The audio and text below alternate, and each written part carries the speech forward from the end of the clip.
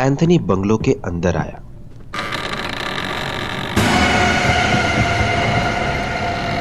वो काफी बड़ा बंगलो था। एंथनी ने अपने टॉर्च की लाइट से यहाँ वहां देखा तो पाया कि घर के अंदर काफी सारे फर्नीचर पड़े हुए हैं।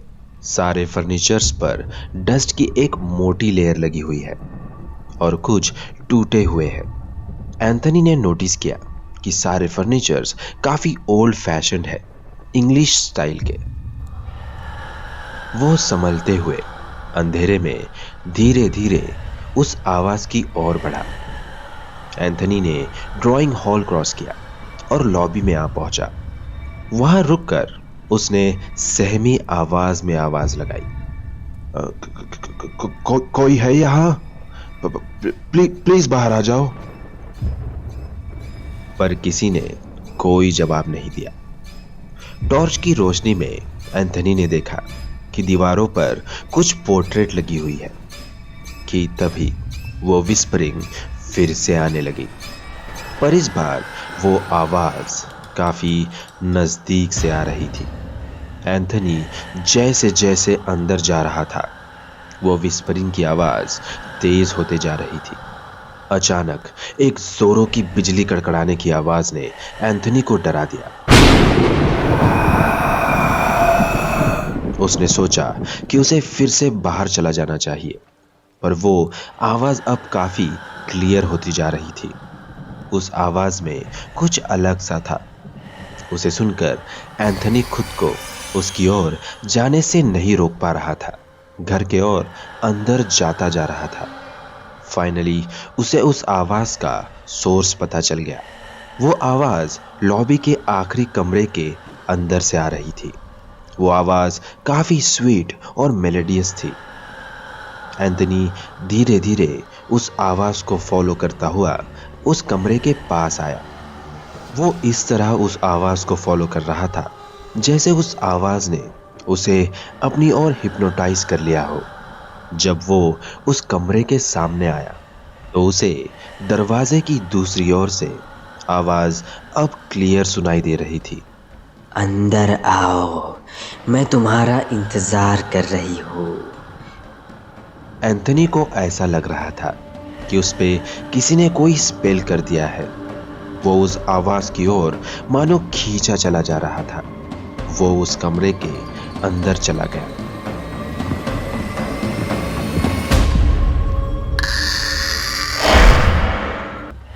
उसकी टॉर्च की लाइट से वो उस रूम में आवाज का सोर्स ढूंढ रहा था, पर उसे कोई दिखाई नहीं दे रहा था। पर वो श्योर था कि वो आवाज इसी कमरे से आ रही थी। वो उस कमरे के हर एक कॉर्नर में टॉर्च की लाइट से देखने लगा, पर उसे कोई नजर नहीं आया।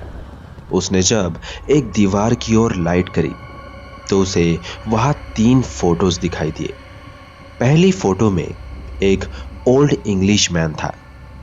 दूसरी फोटो काफी बड़ी थी जिसमें उस आदमी की पूरी फैमिली थी। और तीसरी फोटो एक छोटी लड़की की थी जो कि तकरीबन 5-6 साल की होगी। वो सारी फोटोज काफी पुरानी नजर आ रही थी क्योंकि उन पर धूल की एक मोटी लेयर जम गई थी। तभी एंथनी को उस औरत की आवाज फिर से सुनाई दी, पर इस बार वो आवाज काफी नजदीक महसूस हुई, जैसे वो इसी रूम में उसके बहुत करीब खड़ी हो। उसकी नजर सामने रखे ड्रेसिंग टेबल के मिरर पर गई। उसे ऐसा लग रहा था कि कोई फोर्स उसे मिरर की ओर अट्रैक्ट कर रही है। एंथनी उस ड्रेसिंग टेबल के नजदीक आया। उसने देखा कि टेबल पर एक यंग इंग्लिश लड़की की फोटो रखी हुई है। उसने वो फोटो अपने हाथ में ली और उस फोटो फ्रेम पर लगी धूल साफ कर उस पर अपनी टॉर्च से रोशनी डाली। उस लड़की का फेस अब क्लियर दिखाई दे रहा था।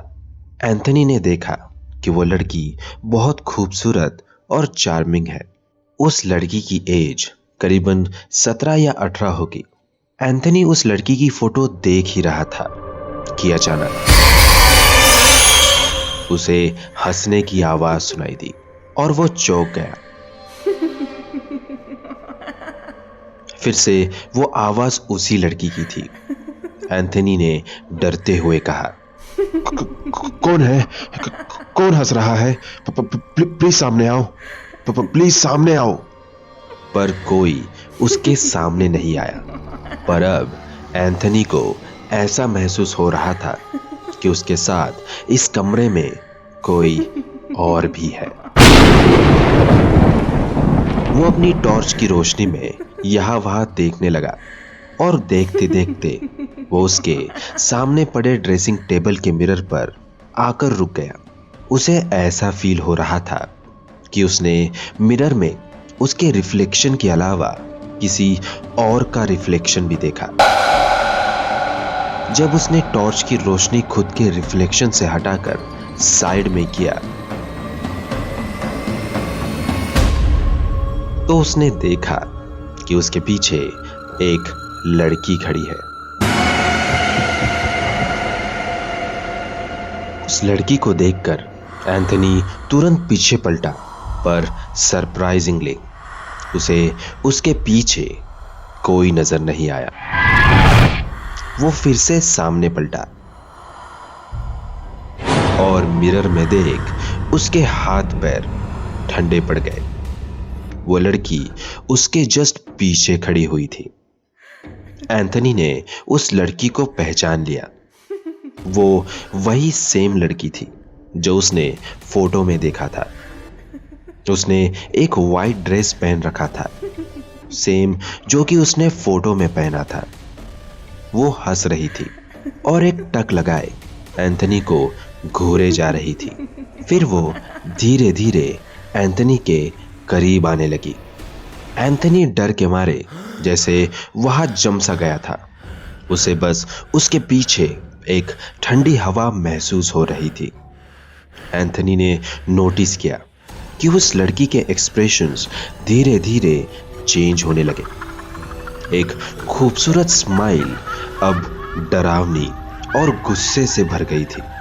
वो धीरे धीरे अपना मुंह खोलने लगी और एंथनी की ओर उसे बाइट करने ही वाली थी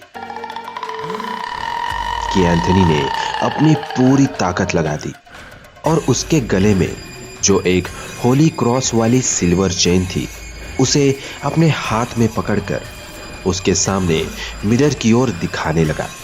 अचानक वो लड़की दर्द में चीखने चिल्लाने लगी और अपना फेस एंथनी से दूर कर लिया। एंथनी इस मौके का फायदा उठाकर मेन डोर की ओर भागने लगा। उसे उसके पीछे जोर जोर से चीखने की आवाज आ रही थी।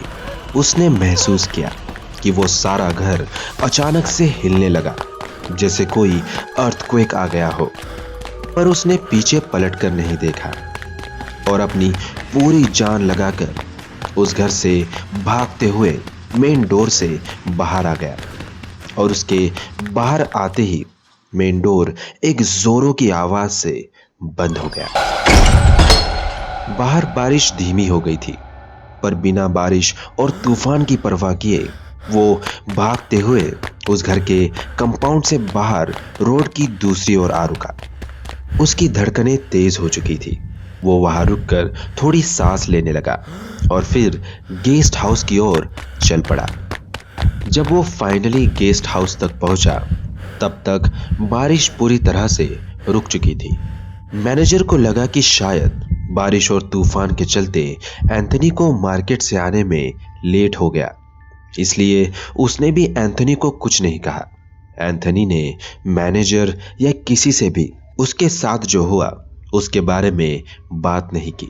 रात को जब सारे गेस्ट्स का डिनर हो गया तो फाइनली एंथनी को उसकी आज की ड्यूटी से रिलीज कर दिया गया। वो चुपचाप अपने कमरे में चला गया। उसने अपना फोन निकाला और उसके अंकल माइकल को कॉल किया। उसने उसके साथ हुआ एक्सपीरियंस डिटेल में अंकल माइकल के साथ शेयर किया। एंथनी की पूरी बात सुनने के बाद माइकल कुछ देर तक शांत रहे और फिर उन्होंने कहा, ये मेरी ही गलती है। मुझे तुम्हें उस बंगलो के बारे में पहले ही बता देना चाहिए था। मुझे तुम्हें पहले ही वार्न करना चाहिए था। तुम बहुत लकी हो कि तुम उस जगह से जिंदा बाहर आ गए। मुझे ज्यादा तो नहीं पता, पर वहां के लोकल्स कहते हैं कि ब्राउन मैंशन एक हॉन्टेड बंगलो है। सैमुअल ब्राउन, एक इंग्लिश लैंडलॉर्ड, उस जगह पर अपनी फैमिली के साथ हमारे इंडिपेंडेंस से पहले रहा करता था। उसकी काफी स्वीट फैमिली थी। उसकी यंगेस्ट डॉटर उनके फैमिली की जान थी। हर कोई उसे बहुत प्यार करता था। वो काफी प्यारी बच्ची थी और उम्र के साथ जैसे जैसे वो बड़ी हुई, वो काफी खूबसूरत भी होती गई। पर अचानक उसे कुछ हुआ। लोगों का कहना है कि वो किसी बुरी आत्मा से पजेस्ड हो गई और पूरी तरह चेंज हो गई। सैमुअल ब्राउन ने सब कुछ ट्राई किया कि किसी तरह उसकी बेटी फिर से पहले की तरह नॉर्मल हो जाए, पर उसका हर एक अटेम्प्ट उसकी बेटी को और इविल बनाता गया। वो अब प्यारी और खूबसूरत लड़की से बहुत वायलेंट होते जा रही थी। एक दिन सिचुएशन बहुत ज्यादा बिगड़ गई और उस लड़की ने उसके फैमिली के हर एक मेंबर को, इंक्लूडिंग उसके पिता का, मर्डर कर दिया और फिर खुद अपने रूम में सुसाइड कर लिया। उस इंसिडेंट के बाद से वो बंगलो हॉन्टेड माना जाने लगा। जो कोई भी उस घर में जाता है वो जिंदा आज तक बाहर नहीं आया। तुम बहुत लकी हो कि तुम जिंदा बाहर आ गए, पर अब ये बात कभी मत भूलना। कुछ भी हो जाए, तुम ब्राउन मैंशन के करीब भी मत जाना। उसके अंकल से बात करके जब एंथनी सोने गया, चाहकर भी वह उस रात सो नहीं पा रहा था। बार बार उसके सामने सैमुअल ब्राउन की बेटी का फेस उसे नजर आ रहा था।